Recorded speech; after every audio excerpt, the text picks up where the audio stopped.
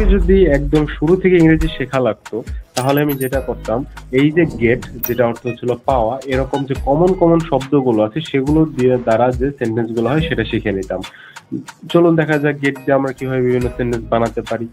যেমন আমি যদি বলি যে আই নিড টু, আমার প্রয়োজন গেট আ নিউ ফোন, পাওয়ার জন্য আমার একটি নতুন ফোন কিনতে হবে। I need to get a new phone.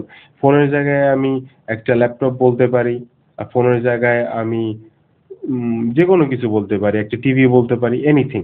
I need to get a new phone, আমার একটি নতুন ল্যাপটপ প্রয়োজন, আমার একটি নতুন টিভি প্রয়োজন।